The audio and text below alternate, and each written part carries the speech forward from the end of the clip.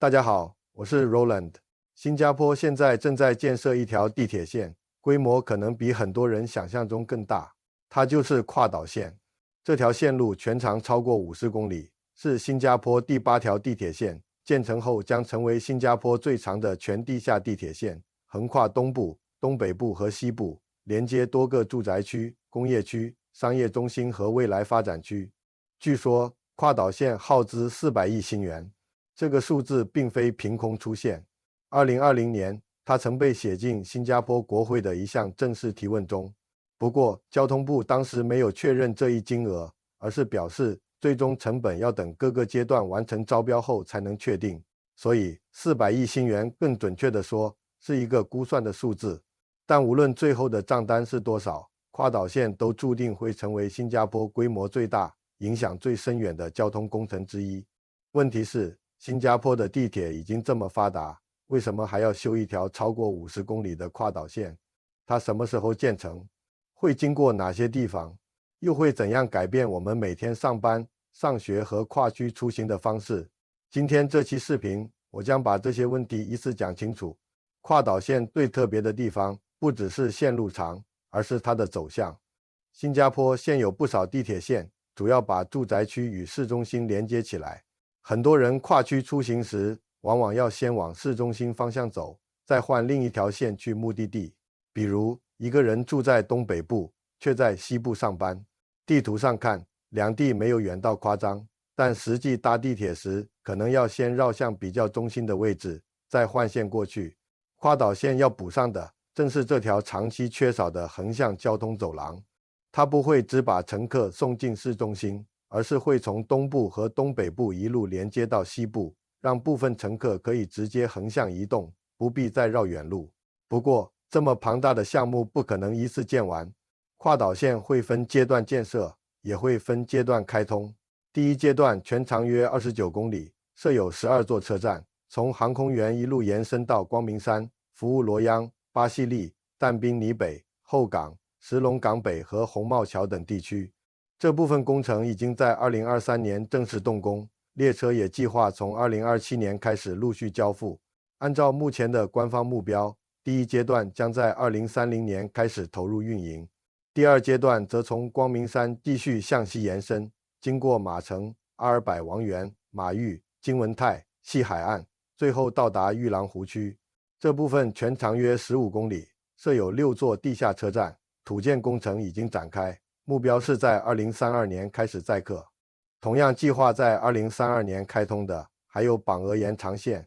这条约7.3公里的延长线将连接榜鹅、里维拉、伊莱雅士和巴西利，把榜鹅和圣港方向直接接入跨岛线网络。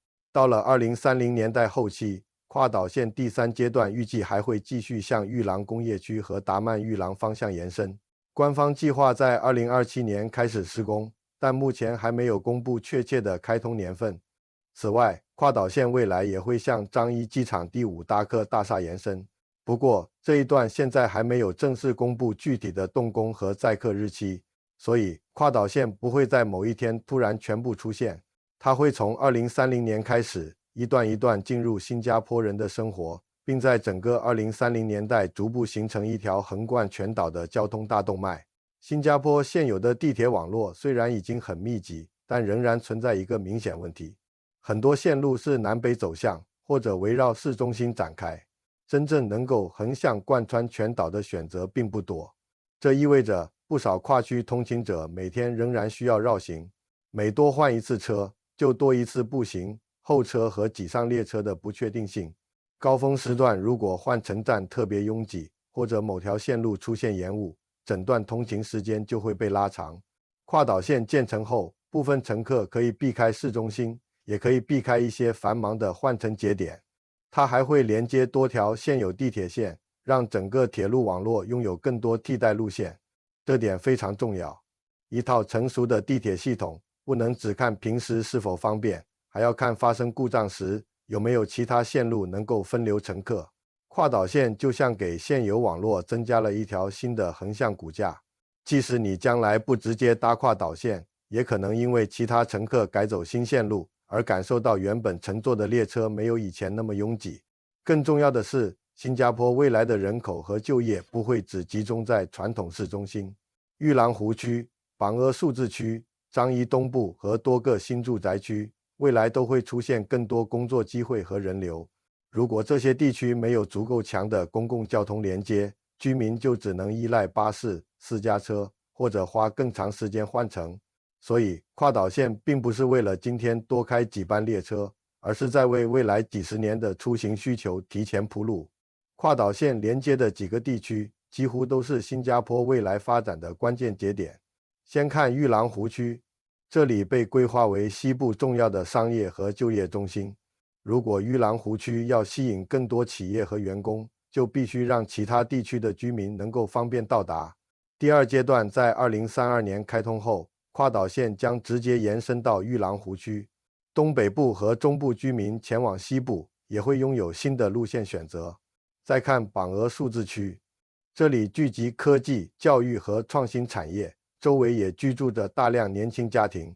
榜鹅延长线接入跨岛线后，从榜鹅前往巴西利的时间预计可以从目前搭巴士约40分钟缩短到约15分钟。这不是只省下25分钟的问题，它意味着榜鹅、圣港、巴西利和但宾尼之间可以形成更紧密的生活和就业联系。樟宜方向同样重要。未来的第5达克大厦不仅是一座机场设施，周边还会带动航空、物流、旅游和商业活动。跨岛线未来延伸到这里后，机场与其他住宅区和就业中心之间的联系也会加强。这背后其实是新加坡城市规划中非常典型的做法，不是等一个地区完全发展起来后再慢慢补上交通，而是先把地铁修过去，再让企业、住宅和商业围绕交通节点成长。所以，跨岛线看起来是在修地铁，实际上是在提前规划未来的人口、就业和城市空间。对普通人来说，跨岛线最直接的变化可以归纳成3个词：少绕路、少换乘、更多选择。住在东北部却需要去西部工作的人，未来可能不必再绕进市中心。原本需要换2-3次车的路线，也可能因为新的换乘站而变得更简单。少一次换乘，看起来只是少走几分钟，但对每天通勤的人来说，影响非常真实。如果每天能够节省20分钟，一周就可以省下接近2个小时，1年累积下来就是几十个小时。这些时间可以用来陪家人、休息、运动，或者做自己真正想做的事情。对双职工家庭、需要接送孩子的人，以及工作时间不固定的轮班工作者来说，通勤是否稳定，往往比单纯快几分钟更加重要。跨岛线还会扩大普通人的工作和生活半径。以前有些工作机会可能因为交通太麻烦，很多人一开始就不会考虑。以后路线变得更加直接，同一份工作就可能从太远了变成可以接受。学校、商场、医院和休闲设施也会因为交通改善而变得更容易到达。当然，不是所有人都会同时受益。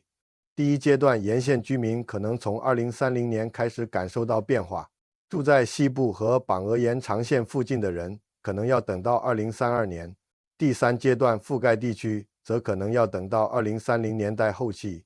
实际能省多少时间，也要看住家距离车站多远，在哪里换乘，以及目的地是否靠近线路。但从整个新加坡来看，跨岛线会让更多人的路线选择增加，而不是继续依赖少数几条主干线。还有人可能会有疑问，一条超过50公里的地下地铁，为什么可能需要400亿新元？因为这笔钱买到的不只是列车和铁轨，它还包括地下车站、长距离隧道、换乘设施、信号系统、电力系统、通风设备、消防系统、道路改造，以及施工期间的安全和环境保护措施。地下工程本身就比地面工程复杂，施工团队需要面对不同的地质条件，也要尽量减少对现有住宅区、道路、商业区和自然环境的影响。而且，跨岛线不是一次性完成，而是分阶段设计、招标和建设。材料价格、人工成本和施工难度都可能影响最终金额。所以400亿新元不能简单理解为买了一条地铁，他买到的是一套可能运行几十年、每天服务数十万乘客的城市交通系统。跨岛线真正改变的也不只是某几条上班路线，它会减少新加坡对市中心换乘的依赖，让玉郎、榜鹅和樟宜等地区获得更强的交通连接，也让工作机会和商业活动有条件分布得更加均衡。判断这项投资是否值得，不能只看修了多少个车站，也不能只看沿线房价会不会上涨，真正应该看的是未来几十年里有多少新加坡人能够少绕一段路，少换一次车，少花一点时间在通勤上。跨岛线从2030年开始分阶段开通，到2032年继续向西部和榜鹅延伸，再到2030年代后期逐步完成后续路段。它给新加坡带来的改变也会在这10多年里逐渐显现。400亿新元真正买到的可能不只是超过50公里的地铁，他买到的是新加坡人的时间，是更多工作的选择，也是整座城市未来发展的空间。你最期待跨岛线改善哪一段路线？你住的地区会不会因为这条线而受益？欢迎在评论区分享你的看法。如果你喜欢我的视频，请记得点赞、评论、分享这期视频，也欢迎订阅我的频道。跨岛线接下来还有新的建设进展，我们也会继续为大家跟进。